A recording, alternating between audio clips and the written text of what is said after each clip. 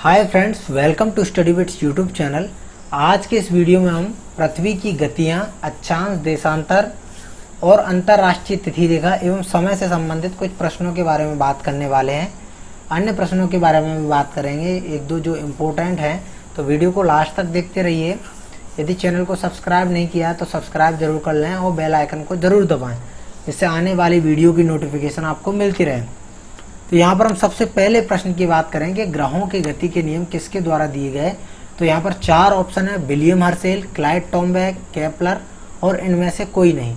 चार ऑप्शन है। सही आंसर की हम बात करें कि ग्रहों के गति के नियम किसके द्वारा दिए गए, तो वह केपलर के द्वारा दिए गए।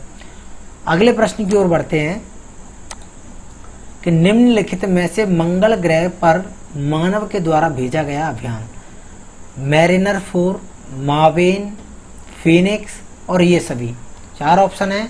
मंगल ग्रह पर मानव के द्वारा भेजा गया अभियान कौन सा है, तो ये तीनों ही जो है मंगल ग्रह पर मानव के द्वारा भेजे गए अभियान है, यानी कि ये सभी जो है इसका सही ऑप्शन है मैरिनर 4, मावेन और फीनिक्स। अन्य मिशन भी जो है मानव के द्वारा मंगल पर भेजे गए हैं, जैसे कि मार्स पथ फाइंडर, मार्स क्यूरोसिटी रोवर, और भारत के द्वारा मंगल ग्रह पर भेजा गया मानवीय मिशन कौन सा है, मंगलयान है। तो मार्स ऑर्बिटर मिशन मोम, जो कि भारत के द्वारा जो अभियान है मंगल ग्रह के लिए, उसका नाम है मार्स ऑर्बिटर मिशन मोम मंगलयान। इसरो द्वारा मंगलयान का प्रक्षेपण 5 नवंबर 2013 को सतीश धवन अंतरिक्ष केंद्र श्रीहरिकोटा से, ठीक है, ध्रुवीय प्रक्षेपण यान PSLV-C-25 के माध्यम से किया गया। कब पहुंचा यह, मंगल ग्रह की कक्षा में 24 सितंबर 2014 को यह पहुंचा। तो याद रखेंगे। अगले प्रश्न की ओर बढ़ते हैं। सुपर मून क्या है। सुपर मून मतलब जो चंद्रमा है, उस समय सुपर मून की स्थिति वह है चंद्रमा की जिसमें चंद्रमा विशेषतः दिखाई देगा। तो देखिए क्या क्या स्थिति बनेगी। जब चंद्रमा अपने परिक्रमण पथ पर पृथ्वी के करीब होगा, सामान्य से 30% बड़ा और 14% अधिक चमकीला होगा। अगला है, जब चंद्रमा अपने परिक्रमण पथ पर पृथ्वी के करीब होगा, सामान्य से 14% बड़ा होगा और 30% अधिक चमकीला होगा। अगला क्या है, 5% सामान्य से बड़ा होगा, 10% अधिक चमकीला होगा। चौथा है, इनमें से कोई नहीं।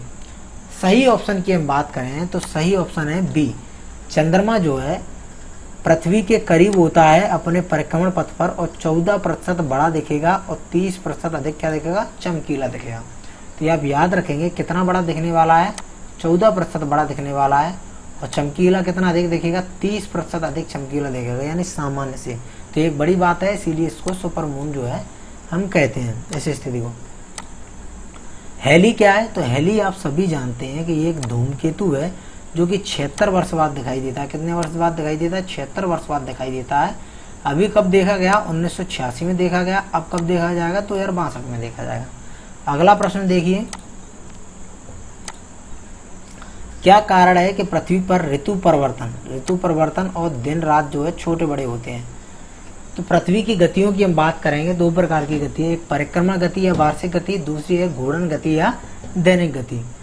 तो यहाँ देखिए कि परिक्रमा गति और वार्षिक गति जो है या वार्षिक गति जो है उससे ऋतु परिवर्तन होता है, ठीक है ना, और दिन रात जो है छोटे बड़े होते हैं।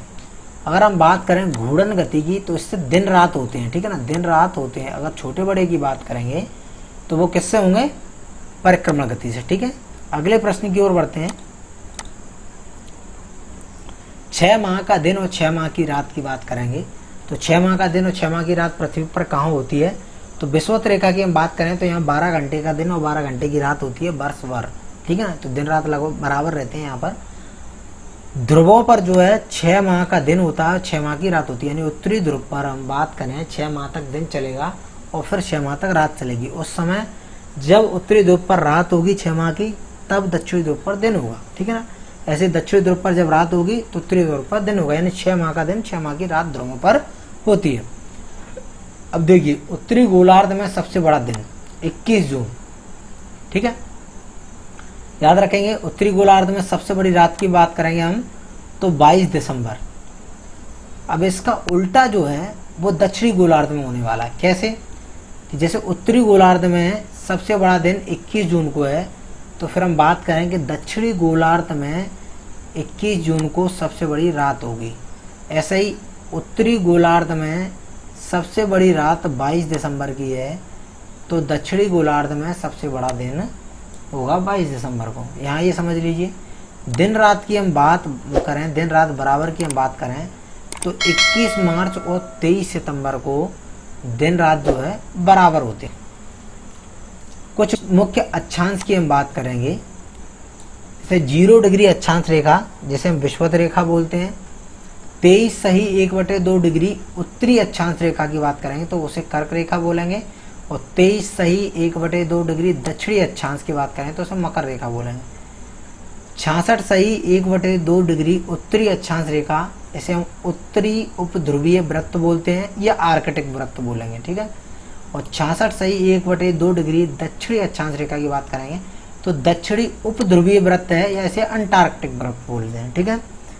अगला आता है 90 डिग्री उत्तरी अक्षांश, ठीक है, तो उसकी बात करें तो उत्तरी ध्रुवीय वृत्त है, और 90 डिग्री दक्षिण अक्षांश है तो दक्षिणी ध्रुवीय वृत्त है, ठीक है। अगला प्रश्न देखते हैं, पृथ्वी पर ज्वार आता है, यानी कि ज्वार किस कारण से आता है वो जानना है। तो चंद्रमा सूर्य की आकर्षण शक्तियों से, पृथ्वी के अपकेंद्रीय बल के कारण, और 1 और 2 दोनों सही और 1 और 2 दोनों ही नहीं। तो यहाँ सही आंसर की हम बात करेंगे तो 1 और 2 दोनों ही हैं इसमें, यानी चंद्रमा सूर्य की आकर्षण शक्तियों से भी और पृथ्वी के अपकेंद्रीय बल के कारण भी, ठीक है। तो इस तरीके से जो है पृथ्वी पर ज्वार आता है। अगला प्रश्न क्या है, भारत का सबसे ऊंचा ज्वार की बात करेंगे। 4 ऑप्शन दिए हैं, ओखा तट गुजरात 2.7 मीटर, पश्चिमी घाट 5 मीटर, और पूर्वी घाट 4.7 मीटर, और डभारी समुद्री तट यानी कि 6 मीटर। सही आंसर की हम बात करें तो ओखा तट है गुजरात में, जहाँ पर 2.7 मीटर का क्या आता है, ज्वार आता है, जो कि भारत का सबसे ऊंचा ज्वार आता है, ठीक है ना। विश्व का सबसे ऊंचे ज्वार की हम बात कर रहे हैं, तो विश्व का सबसे ऊंचा ज्वार जो है, इन 4 ऑप्शन में से सही आंसर देखना है। बंगाल की खाड़ी 10 मीटर, अमंडसन की खाड़ी उत्तर पश्चिमी प्रांत कनाडा 25 मीटर, है ना। ऐसे ही इंग्लिश चैनल पश्चिमी यूरोप में है ना, तो 12 मीटर, या फंडी की खाड़ी। तो सही आंसर की हम बात करें तो वो फंडी की खाड़ी नोवास्किया कनाडा, ठीक है ना, नोवास्किया कनाडा में यहाँ पर 16 से 18 मीटर का क्या आ रहा है, ज्वार आ रहा है, ठीक है ना। तो ये विश्व का सबसे ऊंचा ज्वार है, इसे आप याद रखेंगे। कहाँ आ रहा है, फंडी की खाड़ी नोवास्किया कनाडा। 4 बार ज्वार और 4 बार भाटा। ऑप्शन देख लीजिए, 4 हैं। 4 ऑप्शन में से सही आंसर की हम बात करें तो साउथहैम्पटन, इंग्लैंड में जो दक्षिणी तट है इस साउथहैम्पटन, यहाँ पर 4 बार ज्वार और 4 बार भाटा आता है, ठीक है। अगला प्रश्न देखिए, युति व्युति या सिजगी क्या है। तो यहाँ पर ऑप्शन है, जब सूर्य चंद्रमा एक सीध में हो, सूर्य चंद्रमा समकोण की स्थिति में हो, सूर्य उत्तरायण हो, सूर्य दक्षिणायन हो। सही आंसर की हम बात करें, जब सूर्य चंद्रमा एक सीध में हो तो उसे हम युति व्युति या सिजगी कहते हैं, और युति व्युति या सिजगी की स्थिति में ज्वार जो होता है वो उच्च ज्वार आता है। यानी कि सूर्य चंद्रमा जब एक सीध में होते हैं तो उच्च ज्वार आता है, और सूर्य चंद्रमा जब समकोण की स्थिति में होते हैं तो निम्न ज्वार आता है। अब उच्च ज्वार क्या है, उच्च ज्वार मतलब सामान्य ज्वार से 20% अधिक, और निम्न ज्वार की हम बात करें तो सामान्य ज्वार से जब 20% कम होता है तो वह निम्न ज्वार होता है। 2 अक्षांश के बीच की दूरी की बात करेंगे, कितनी है, 211 किलोमीटर, 111 किलोमीटर, 11 किलोमीटर, 121 किलोमीटर। सही आंसर 111 किलोमीटर, 2 अक्षांशों के बीच की दूरी। अगला प्रश्न देखते हैं, 1 डिग्री देशांतर को पार करने में पृथ्वी को कितना समय लगता है। तो 1 डिग्री देशांतर को पार करने में 4 मिनट, 8 मिनट, 16 मिनट, या इनमें से कोई नहीं। सही इसमें है 4 मिनट। 1 डिग्री को 4 मिनट में पार जो है पृथ्वी कर लेती है। 15 डिग्री को 60 मिनट में पार, यानी कि 1 घंटे में पृथ्वी 15 डिग्री जो है पार कर लेती है, ठीक है। तो इस तरीके से समझ लीजिए, और 24 घंटे में जो है 360 डिग्री यानी पृथ्वी पूरी घूम जाती है।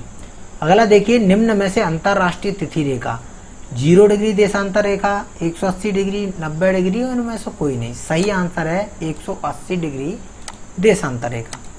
अगला प्रश्न देखिए, भारतीय मानक समय रेखा IST इंडियन स्टैंडर्ड टाइम 66 सही 1/2 डिग्री, 72 सही 1/2 डिग्री, 82 सही 1/2 डिग्री या 62 सही 1/2 डिग्री।